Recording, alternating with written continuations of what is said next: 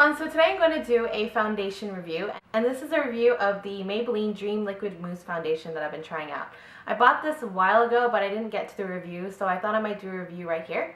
And basically this foundation is really good. It's from Maybelline, so I reckon it'd be really good. I love the Maybelline Super Stay 24-hour makeup, so when I saw the Dream Liquid Mousse, I thought, hey, why not try it?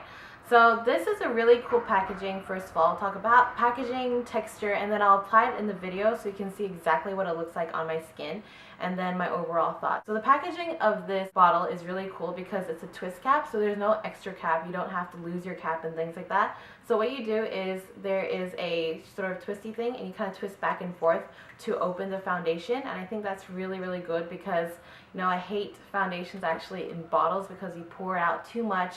You can't really control the flow of the product. So with this, it's really easy to control and sort of just pump out the foundation when you need it. Plus, it's a really cute bottle. It comes in 1 fluid ounce or 30 ml, standard size for a foundation, but it's probably one of the better foundations I've tried from the drugstore. So I'll show you more about it. So what you do is you kind of twist the cap open, and then you squeeze it onto your hand like this. So here it is. I don't know if you can see it, but this is a really gloopy texture. It's not really like a regular liquid foundation that's kind of like drubbly and stuff. If you kind of like tilt it backwards like a Dairy Queen Blizzard, it doesn't even move. So it's quite stiff and airbrush. So what this foundation does, it says it's an air whipped foundation, which means it gives you an airbrush finish.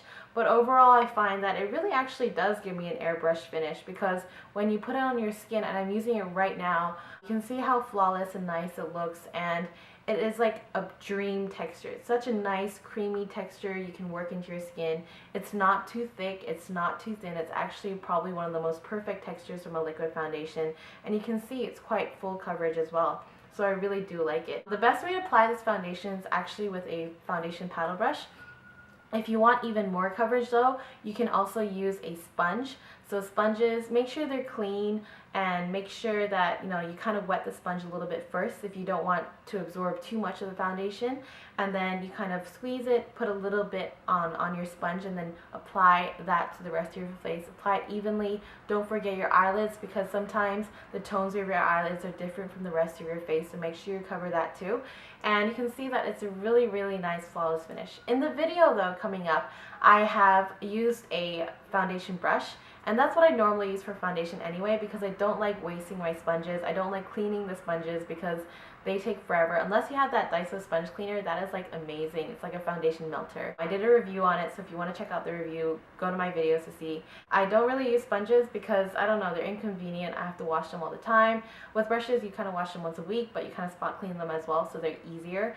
But I really do like using my foundation brush. And when I use my foundation brush, you kind of get the same flawless effect. Not as much coverage as you would with a sponge, but it's still pretty good. So right now I'm going to show you the video tutorial. I thought I might stop explaining it to you in person and let you see it with your eyes what the foundation is like. So I'll be right back.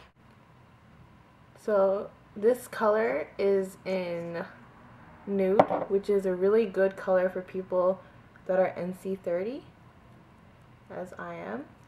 Matches pretty well. And as you can see, the foundation does have decent coverage. It's definitely not matte,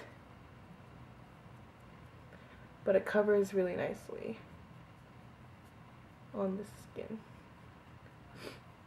So I'm going to just cover half of my face so I can show you the difference between the two. Where eye? Okay. So there we go. So you can see that half of my face, this side is covered with the foundation and this side is not covered with the foundation. So there are two different finishes. It's really quite good, like very flawless. And I'm going to go ahead and cover the rest of my face. Covers it during the winter because it's quite moisturizing for your face and light to wear.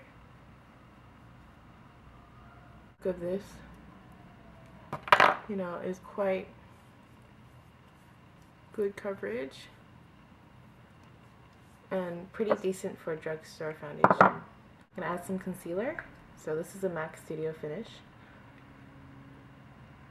and I'm gonna conceal some spots that I have. Kind of just press the powder first onto your face, because what happens is when you have liquid foundation on, if you buff it into your skin automatically, it might not have set. So this ensures that, you know, you're setting your foundation while you press it into the skin, and then kind of do that. And then later on, when everything's kind of covered, you can then go ahead and buff it into your skin for flawless finish. So I hope you liked the tutorial. Overall, the foundation is quite amazing. I just don't like the oil control. So if you have oily skin, this is not a great foundation for you, because you will oil up during the day, and you will have to keep like blotters with you, because it's not great in the oil control department. You will have to blot throughout the day. Also, you can see that it's had glowy finish, so if you're not into glowy faces, it's probably not for you either. And the last thing is not as long lasting as regular other foundations like the Super Stay and things like that, because it kind of wears off during the day. It kind of oils up really fast as well. But if you have a function or an event or a dinner or something that's quite short and you want to look flawless anyway, then this is a good foundation. I also use it throughout the day in the winter time, because it's quite moisturizing on my skin and it's easier to, you know, wear throughout the day, and plus it looks flawless. So overall, this foundation is probably a 4 out of 5 for me. It's a great foundation if you want to look flawless, and it has that wonderful texture that's very comfortable on your skin, but it doesn't last long and it's not very good in oil control. So I hope you like this review, and I'll see you guys later. Bye! Roseanne Tang RS.